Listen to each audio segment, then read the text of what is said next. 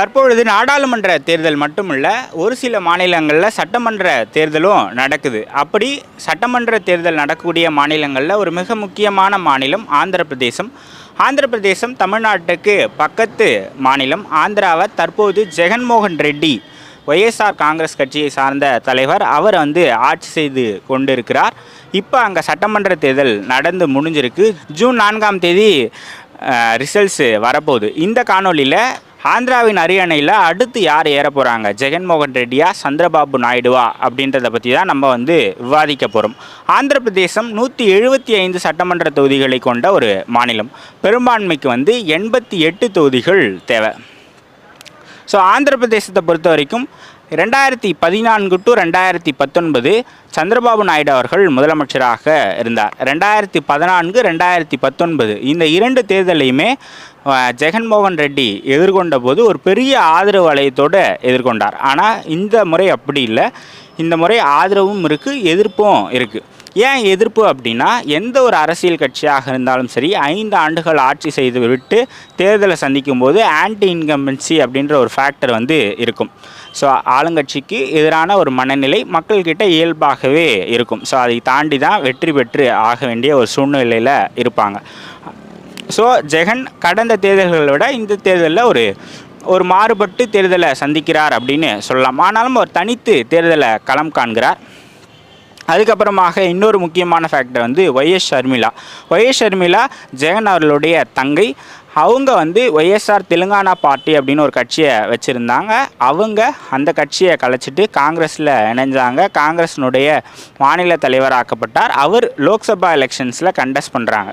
காங்கிரஸ் ஆந்திராவை பொறுத்த வரைக்கும் பெரிய ஓட் பேங்க்லாம் ஒன்றும் இல்லை. ஒரு 1% ஓட்டு வச்சுருந்தா அதிகம். ஸோ அது ஷர்மிளாவுடைய வருகைக்கு பிறகு 3-5% மாறுவதற்கான வாய்ப்பு இருக்குது அப்படின்னு சொல்கிறாங்க. ஸோ ஆந்திராவில் இருந்த காங்கிரஸ் ஓட் பேங்க் தான் இப்போ அப்படியே ஒய்எஸ்ஆர் காங்கிரஸ் கிட்ட இருக்குது அப்படின்னு நம்ம சொல்லலாம். அதை தாண்டி ஆந்திராவில் இருக்கக்கூடிய பிரச்சனைகள் அப்படின்னு பார்த்தீங்கன்னா, ஸ்பெஷல் ஸ்டேட்டஸ் அதை கேட்டுரும். நீண்ட ஆண்டு காலமாக சந்திரபாபு நாயுடு முதலமைச்சராக இருந்தபோதே அவர் போராடினார். இப்போ ஜெகன் போராடிட்டு இருக்கிறாரு. ஸோ அது அங்கே ஒரு பிக் இஷ்யூவாக இருக்குது. அதுக்கப்புறமாக கேபிட்டல் ஒரு பெரிய இஷ்யூவாக இருக்குது. சந்திரபாபு நாயுடு அமராவதியை கேபிட்டல் ஆகணும் அப்படின்னு அதுக்கு முயற்சிகள் செஞ்சு அதை செஞ்சுக்கிட்டு இருந்தார். ஜெகன் வந்த பிறகு அமராவதி ஒரு கேபிட்டலாக இருக்கும், விசாகப்பட்டினம் ஒரு கேபிட்டலாக இருக்கும், இன்னொரு கேபிட்டல் 3 கேபிட்டல் அப்படின்னு சொல்லி அதை ஒரு அறிவித்தார். அதன் பிறகு கேபிட்டல் ஒரு பெரிய இஷ்யூவாக இருந்துக்கிட்டே இருக்குது. Plus special status. அப்புறமாக எலெக்ஷன்ஸுக்கு ஒரு 6 மாதத்துக்கு முன்னாடி சந்திரபாபு நாயுடு அவர்கள் கைது செய்யப்பட்டார். அது இந்த எலெக்ஷன்ஸில் ஒரு இம்பேக்டை ஏற்படுத்தும் அப்படின்னு சொல்கிறாங்க. அதே போல் சந்திரபாபு நாயுடு, பாரதிய ஜனதா கட்சி, ஜனசேனா 3 பேரும் கூட்டணியில் இருக்கிறாங்க. ஸோ அந்த கெமிஸ்ட்ரி எந்தளவுக்கு ஒர்க் அவுட் ஆக போகுது அப்படின்றத நம்ம பொறுத்திருந்து பார்க்கணும். ஸோ 2019 தேர்தலை பொறுத்த வரைக்கும் யார் வெற்றி பெற்றாங்க அப்படின்னா, ஜெகன்மோகன் ரெட்டி. ஒரு பெரிய வெற்றி அது அப்படின்னு சொல்லலாம். 151 தொகுதி, 50% வாக்கு கிட்டத்தட்ட. தெலுங்கு தேசம் கட்சி 40% வாக்கு, 23 தொகுதிகளில் தான் வெற்றி பெற்றாங்க. ஸோ ஒரு பெரிய வெற்றியை கடந்த முறை ஜெகன் பெற்றார். அப்போ அவருக்கு ஆதரவான மனநிலை எல்லோரிடமும் இருந்தது. ஆனால் இப்போ ஆதரவு மனநிலை அப்படின்னு சொல்ல முடியாது. ஆதரவும் இருக்குது, எதிர்ப்பும் இருக்குது. ரெண்டுமே நம்ம சேர்த்து தான் பார்க்கணும்.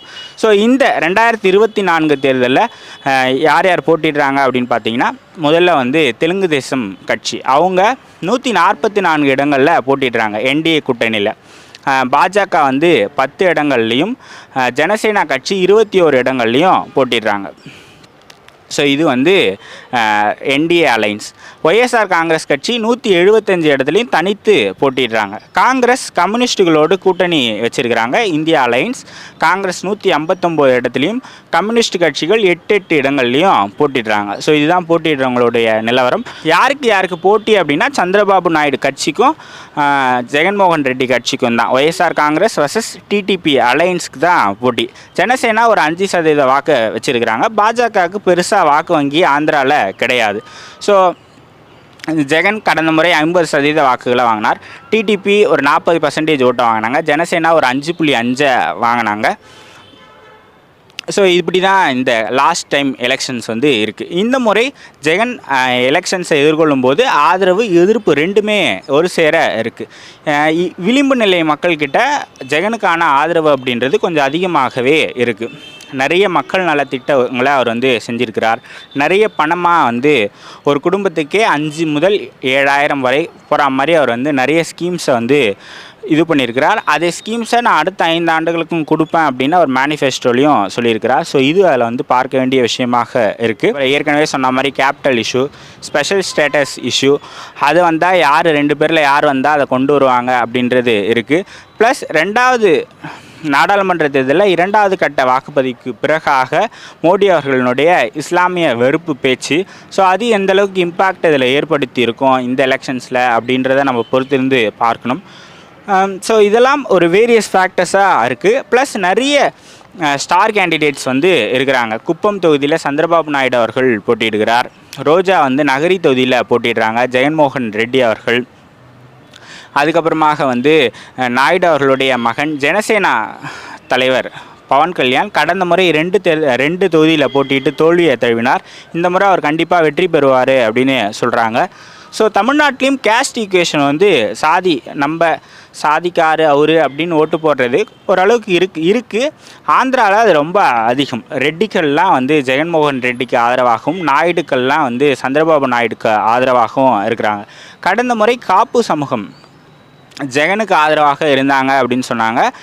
இந்த முறை அவங்க வந்து ஜனசேனாவுக்கு ஆதரவாக, பவன் கல்யாணுக்கு ஆதரவாக இருப்பதற்கான வாய்ப்புகள் இருக்குது அப்படின்னு சொல்கிறாங்க. நிறைய திரையுலகத்திலிருந்து பவன் கல்யாணுக்கு ஆதரவு வந்துக்கிட்டே இருக்குது அப்படின்னு சொல்கிறாங்க. ஸோ இதெல்லாம் வேரியஸ் ஃபேக்டர்ஸ் இருக்குது. ப்ளஸ் வந்து ஒய்எஸ் ஷர்மிளா அவங்க வந்து காங்கிரஸ் கட்சியில் இணைஞ்சிருக்கிறாங்க. அவங்களுடைய கட்சியை கலைச்சிட்டு ஆந்திராவினுடைய ஸ்டேட் பிரசிடெண்ட்டாகவும் ஆகியிருக்கிறாங்க.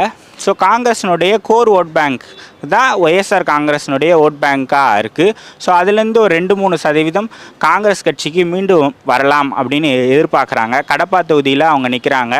நாடாளுமன்ற தேர்தலில் அவங்க அதில் வெற்றி பெறலாம் அப்படின்னும் சொல்கிறாங்க. ஸோ இந்த மாதிரி நிறைய விஷயங்கள் சொல்லிக்கிட்டே இருக்குது.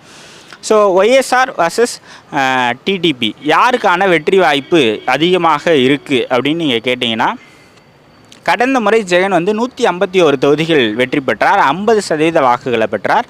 அந்த மாதிரி 2 கட்சியுமே இந்த வாட்டி வெற்றி பெறுவதற்கான வாய்ப்பு இல்லை.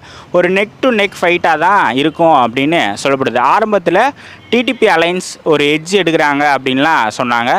இந்த 2வது கட்டத்தில் இருந்து இஸ்லாமிய வெறுப்பு பேச்சு ஒய்எஸ்ஆருக்கு ஆதரவாக மாறி இருக்கு தளம் அப்படின்னு சொல்கிறாங்க. எப்படிதுவாக இருந்தாலும் ஒரு நெக் டு நெக் ஃபைட்டாக இருக்கும் அப்படின்னு சொல்கிறாங்க. ஒய்எஸ்ஆர் வந்து ஒரு 90லேருந்து ஒரு 110 சீட்டுக்குள்ளே ஜெயிப்பதற்கான வாய்ப்பு இருக்குது அப்படின்னு சொல்கிறாங்க. டிடிபி அலைன்ஸ் வந்து ஒரு 60லேருந்து ஒரு 70 தொகுதி வரை ஜெயிப்பதற்கான வாய்ப்புகள் இருக்குது அப்படின்னு சொல்கிறாங்க. ஸோ இதுதான் அங்கேருந்து வரக்கூடிய தகவல்களாக இருக்குது. ஸோ நீங்கள் ஆந்திராவில் யார் வெற்றி பெறணும் அப்படின்னு நினைக்கிறீங்க அப்படின்றத கமெண்ட் செக்ஷனில் சொல்லுங்கள். ஆந்திராவினுடைய அடுத்த முதலமைச்சராக யார் வந்தால் சரியாக இருக்கும் அப்படின்னு நீங்கள் நினைக்கிறீங்க அப்படின்றத கமெண்ட் செக்ஷனில் சொல்லுங்கள். இன்னொரு வீடியோவில் சந்திக்கலாம். நன்றி, வணக்கம்.